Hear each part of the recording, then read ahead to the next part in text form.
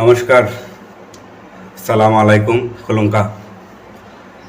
আজকে কিছু গুরুত্বপূর্ণ বিষয় নিয়ে ভিডিওটা করা সোশ্যাল মিডিয়ার মাধ্যমে।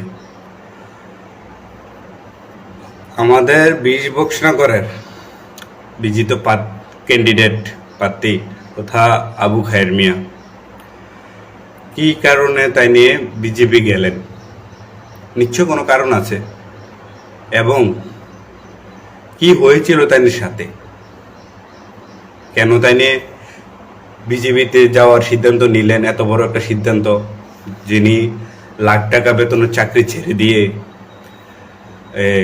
নিজের সব কিছু ছেড়ে দিয়ে তীব্রমতা রাজনীতিতে আসেন মহারাজার হাত ধরে। টিটিএডিসিতে যে সময় তীব্রমতার কমিটি গঠন করা, ওই সময় থেকে আবু খায়ের মিয়া তীব্রমতাতে আসে। তাই নিয়ে কেন আজকে এই সিদ্ধান্ত নিলেন? আসলে অবহেলা জিনিসটা অনেক খারাপ। অবহেলা জিনিসটা কেউ পছন্দ করবে না। যে কোনো বিষয় কারোর অবহেলা করতে নেই। ত্রিপুরা সিটিজেন ফেডারেশন, ত্রিপুরা রাজনীতির মধ্যে জেনারেল এরিয়ায় সবার আগে যদি কেউ ত্রিপুরা ঝান্ডা ধরে থাকে, ওটা হচ্ছে আবু খায়ের। আবু খায়ের পরে যদি কেউ ত্রিপুরা ঝান্ডা ধরে থাকে, সেটা হচ্ছে এমডি সেন্টু মিয়া। এবং এমডি সেন্টু মিয়ার পরে যদি পুরো ত্রিপুরা রাজ্যে কেউ সোশ্যাল মিডিয়া হোক এবং গ্রাউন্ড লেভেল থেকে ত্রিপুরা ঝান্ডা ধরে, সেটা হচ্ছে নাহিদুল হাসান সীমান্ত। তাহলে আজকে তারা কোথায়? আজকে আবু খায়ের দায় কেন বিজেপিতে যাওয়ার সিদ্ধান্ত নিয়েছে? আজকে কেন নাহিদুল হাসান ঘরের মধ্যে বসে আছে, এমডি সেন্টু মিয়া ঘরের মধ্যে বসে আছে? কি কারণে? তাদের সাথে কি ঘটেছে? আসলে কি কিছু ঘটেছে? আজকে পুরোটা আপনাদেরকে জানাবো। প্রথমে আবু খায়ের ভাই যে সিদ্ধান্তটা নিয়েছে, তাতে আমি ব্যক্তিগতভাবে বা আমি একটা দল করি তীব্রমতা, ওই হিসাবে আমি এটাকে সাপোর্ট করি না, কিন্তু এটাও ওনার ব্যক্তিগত ব্যাপার। মেন হচ্ছে অবহেলা জিনিসটা, আমি আগেও বলেছি, এখনো বলছি, অবহেলা জিনিসটা ভালো না। অবহেলা জিনিসটা করতে নেই।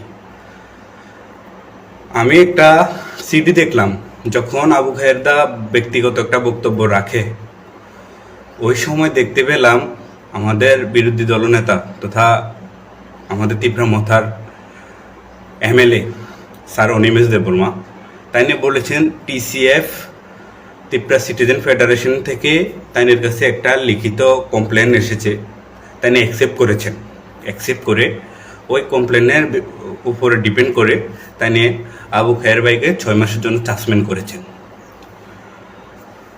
তো আমি প্রথমে এটাই বলবো, আপনি সাসপেন্ড করেছেন, যদি কোনো একটা ক্যান্ডিডেট কোনো একটা তাকে তাই মানুষ বলতে বল হয়, তাই মুখ দিয়ে বের হতেই পারে, তাইকে সময় দেওয়ার খুব উচিত ছিল, সময় দেওয়ার দরকার ছিল, তাইকে সময় দেওয়া হয়েছে না। এটা তাইনের পরিকল্পিতভাবে তাইকে সাসপেন্ড করা হয়েছে। এখন আরেকটা কথা হচ্ছে কমিটির যে ব্যাপারটা, মেইন যে মূল বিষয়টা, কমিটি আসলো কোথায় থেকে? ত্রিপুরা সিটিজেন ফেডারেশনের কমিটি কোথায় থেকে আসলো? আমি সিটির মাধ্যমে দেখলাম জেনারেল সেক্রেটারি 2 জন এবং রাজ্য কমিটি লেখা। তাহলে যদি রাজ্য কমিটি করে থাকে ত্রিপুরা সিটিজেন ফেডারেশনের, ত্রিপুরা রাজ্য কমিটি করে থাকে, তাহলে ওই সময় যে সময় ত্রিপুরা ঝান্ডা ধরার জন্য একজন ছিল না জেনারেল এরিয়ায়, আজকে তারা কোথায়? তাদের নাম কেন কমিটির মধ্যে নাই? মানলাম কমিটির কোনো পদে নাই, তারা কি সাধারণ একজন কমিটির রাজ্য কমিটির মেম্বার সহিও না থাকতে পারতো? আজকে কোথায় নাহিদুল? আজকে কোথায় আবু খায়ের?